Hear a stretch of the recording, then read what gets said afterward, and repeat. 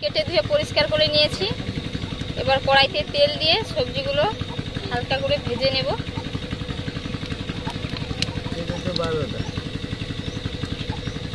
প্রথমে আমি আলু, কপি,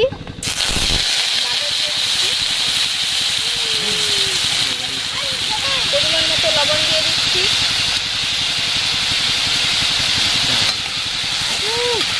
এগুলো প্রথমে একটু হালকা করে ভেজে নেব। এরপরে আমি শিম আর বেগুন এর মধ্যে দিয়ে দেবো।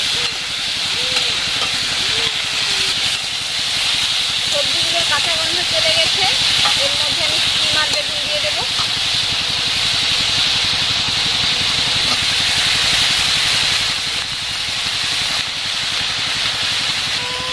এবার বেগুনগুলো দিয়ে দেবো।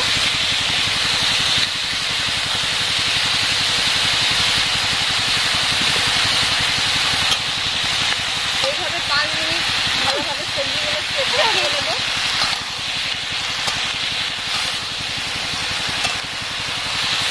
ঢাকনা দিয়ে আমি ভাপিয়ে নেব সবজিগুলো। এর মধ্যে আমি হলুদ দিলাম না, চাইলে আপনারা দিতে পারেন। হলুদ দিলে কড়াইটা দাগ হয়ে যাবে, এই কারণে দিলাম না। সবজিটা কতটা হয়েছে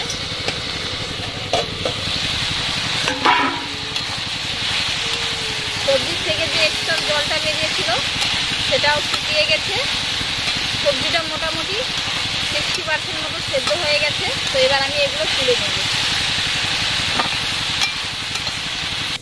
সবজিগুলো কত সুন্দরভাবে ভেজে নিয়েছি, হালকা করে মোটামুটি ভাপিয়ে নিয়েছি।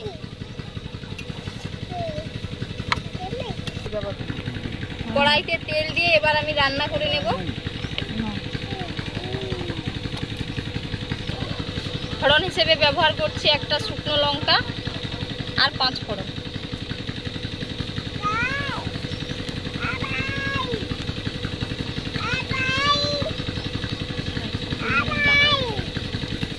ফোড়নটা ফুটে গেছে, এর মধ্যে কুচি করে রাখা পেঁয়াজ দিয়ে দিচ্ছি।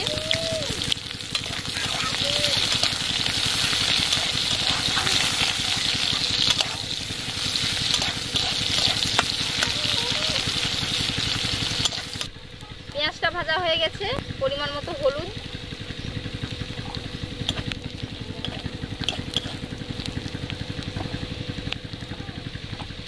আদার পেস্ট,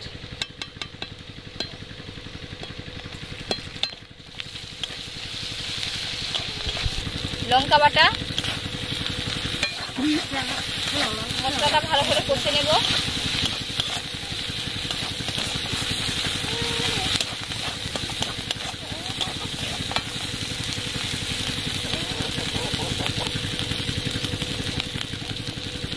জিরের বাটা, চাইলে আপনারা ধনে গুঁড়িও দিতে পারেন বা বাটা, আমি দিলাম না।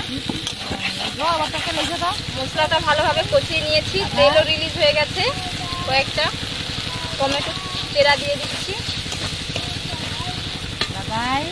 ভেজে রাখা সবজিগুলো দিয়ে দিচ্ছি এর মধ্যে।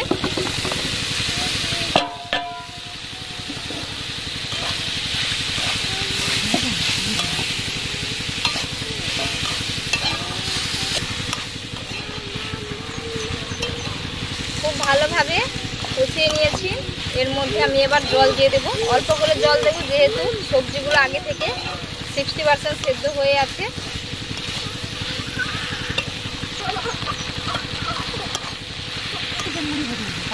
এর মধ্যে জল দিয়ে দিচ্ছি, মশলার জলটা।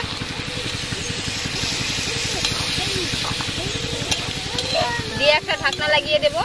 সবজিগুলো খুব সুন্দরভাবে সেদ্ধ হয়ে যাবে, টমেটোও সেদ্ধ হয়ে যাবে।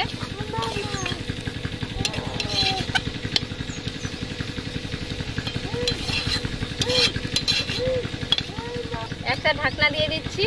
এইভাবে 4 থেকে 5 মিনিট সেদ্ধ করে নেব। 5 মিনিট হয়ে গেছে, দেখে নেব সবজিগুলো সেদ্ধ হয়ে গেছে কিনা।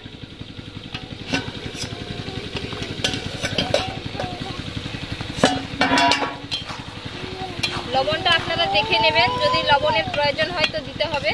আমি যেহেতু আগে থেকে লবণ দিয়ে রেখেছিলাম, মাপটাও ঠিক আছে, তাই আমি আর দিলাম না লবণ।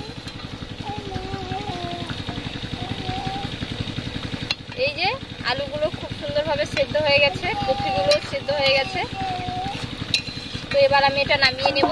চাইলে আপনারা একটু খুন্তি দিয়ে একটু ভেঙে দিতে পারেন সবজিগুলো, না হলে এরকম আস্তেও রাখতে পারেন। আমি হালকা করে একটু ভেঙে ভেঙে দিচ্ছি।